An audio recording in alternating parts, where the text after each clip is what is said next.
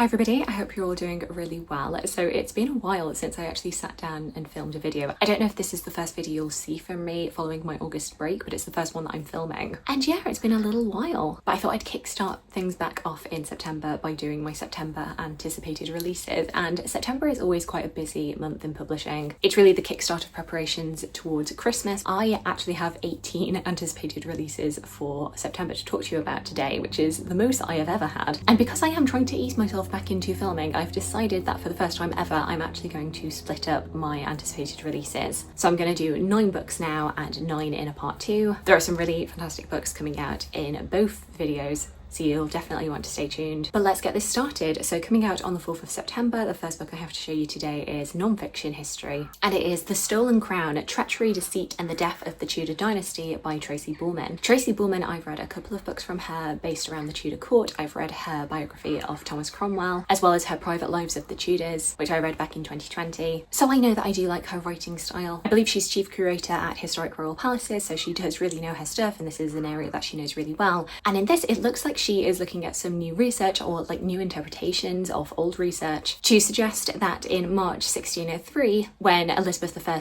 died and was succeeded by James I of England, James VI of Scotland, that was not actually what Elizabeth intended, and perhaps some shady dealings went on. In March 1603, Queen Elizabeth I, the last Tudor monarch, lies dying at Richmond Palace. The Queen's ministers cluster around her bedside, urging her to name her successor, something she had stubbornly resisted throughout her reign. Almost with her last breath, she whispers that James VI of Scotland should succeed her, or so we've been led to believe. But as enthralling new research shows, this is not what happened.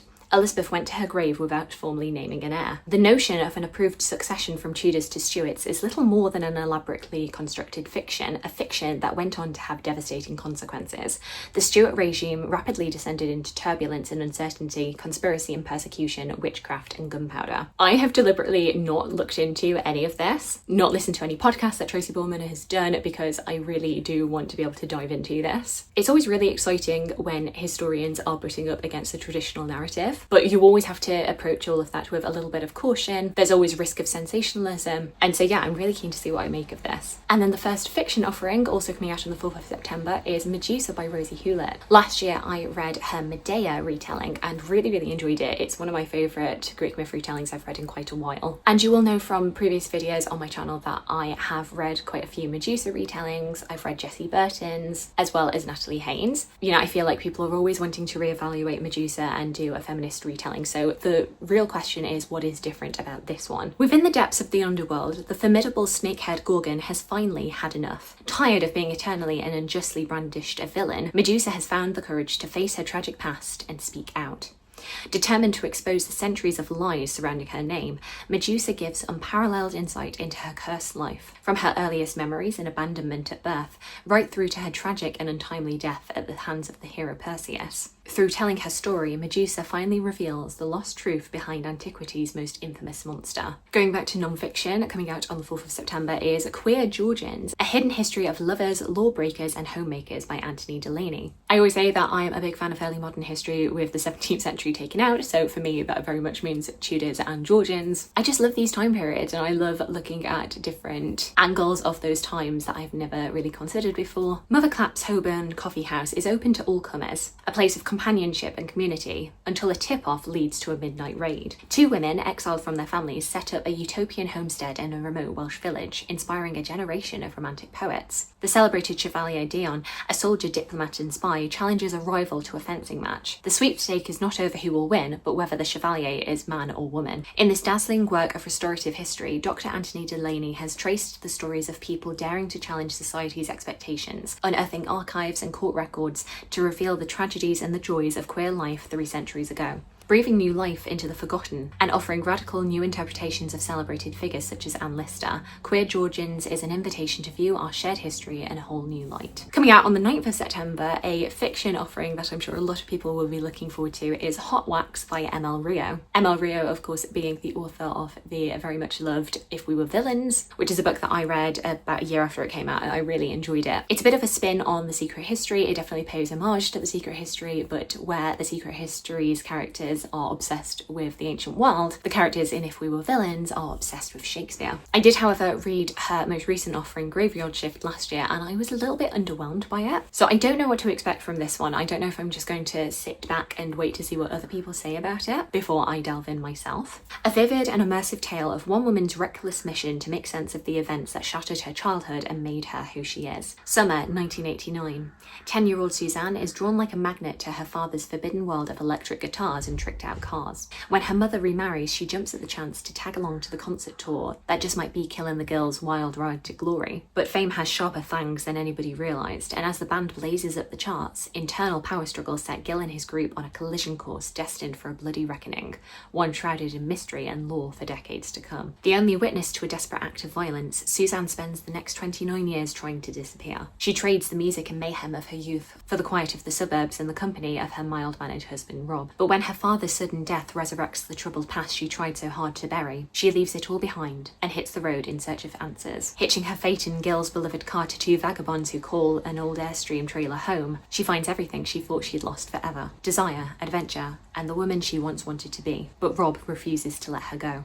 Determined to bring her back where she belongs, he chases her across the country and drives her to a desperation all her own. Which to me kind of feels like Daisy Jones and the Six and the Secret History had a baby. You got a bit of band, you got a bit of murder. It is more intriguing the more that I look into it. Going back to late Elizabethan, early Stuart history, we have a Dark Renaissance, The Dangerous Times and Fatal Genius of Shakespeare's Greatest Rival by Stephen Greenblatt, also coming out on the 9th of September. I love learning about Shakespeare, and obviously I know that Shakespeare was not the only playwright writing in his time, but I often do not give a lot of thought to his contemporaries and his peers. But in this we have a biography of Christopher Marlowe, who I have read from. I've read Dr. Faustus, but honestly do not know a whole lot more about his life aside from his quite grisly death. In repressive Elizabethan England, artists are frightened into dull conventionality. Foreigners are suspect. Popular entertainment largely consists of coarse spectacles, animal fights and hangings. Into this crude world of government censorship and religious authoritarianism comes an ambitious cobbler's son from Canterbury with a daring desire to be known and an uncanny ear for Latin poetry. A torment for most schoolboys, yet for a few, like Christopher Marlowe,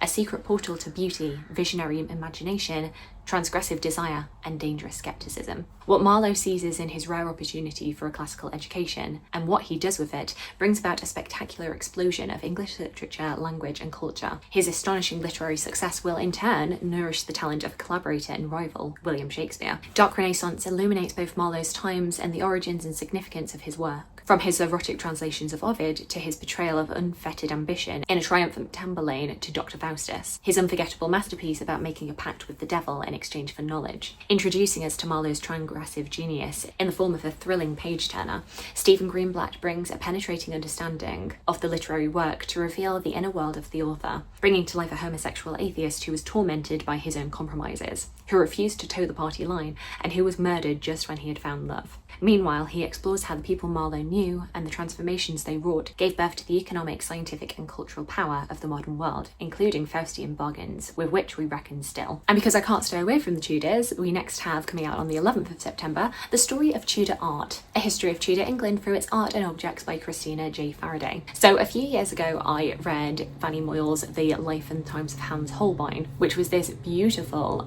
honestly stunning biography, which had integrated illustrations. It was part art history, part biography, and it was just the most beautiful thing. If you've only ever seen the paperback for this book, you are really missing out. I know it's a lot cheaper, but if you are able to get your hands on the hardback with those integrated illustrations, it is so worth it. And so that's what I'm kind of hoping for with this book. The Tudor dynasty gave England 5 monarchs and an age of relentless power plays, scandal and transformation. Thanks to artists like Hans Holbein the Younger, we feel we have a definite idea of the characters of these famous kings and queens.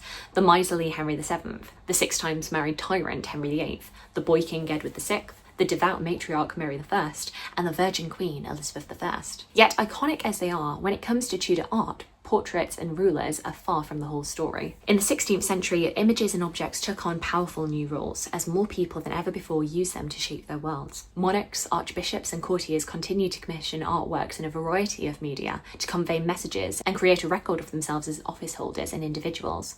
But in this period, the middling sort, professional men and women, were also gaining status, wealth and influence. They wanted to promote themselves too and used art and a dazzling array of objects to do so. In this unique and beautiful book, Christina Faraday Faraday uses art, paintings, sculpture, prints, tapestries, embroideries, clothes, jewels, and household objects to investigate every facet of the period. Before dissecting familiar portraits of Tudor kings, queens, and nobles, Faraday casts a forensic eye across a dynamic array of artifacts, giving the reader a vivid and detailed feel for the political, social, economic, and cultural texture of 16th century England. That's what I'm really intrigued by with this book, is just the diversity and array of different artwork and artistic objects. Staying on the theme of art, but a few centuries later, is Mrs. Kaufmann and Madame Lebrun, The Extraordinary Entwined Lives of Two 18th Century Painters by Franny Moyle. Franny Moyle coming up again, and this is also coming out on the 11th of September. With this, I know very little. Like, I know the name Angelica Kaufmann. I think she came up in the Blue Stockings book, but I don't really know very much about her, so this is very intriguing. So it is basically the fact that it is Franny Moyle and the 18th century and, you know, important women from that time that really pulls me to this book. In the late autumn of 1789, two of Europe's most celebrated painters met in Rome. One, Angelica Kaufmann, was a Swiss-born prodigy who had conquered the art scenes of London and Italy. The other, Elizabeth Louise Vigée Lebrun, a Parisian portraitist and favourite of the Ancien regime, had just fled revolutionary France under threat of violence and scandal. Both were feted in their time. Both were trailblazers in a male-dominated world, visionaries who helped define 18th century art and feminism before the term existed. This dual biography, framed with a thrilling story, restores these two extraordinary but unjustly overlooked figures to their rightful place in history. Set against a backdrop of revolution, empire, and enlightenment, it traces the dramatic lives and remarkable careers of Vigée Lebrun and Kaufmann, artists who not only achieved unparalleled success and influence, but did so while pushing the boundaries of what women could be, both on canvas and in society. With vivid storytelling, one of the most gifted living writers of artistic biography, Franny Moyle, reclaims their legacies. She examines how each artist navigated time, scandal, and exile, explores the relationships between them and their peers, and considers how they were caught up in the huge cultural cross-currents that were reshaping Europe. Through their work and their lives, they spoke boldly to the roles of women in public life,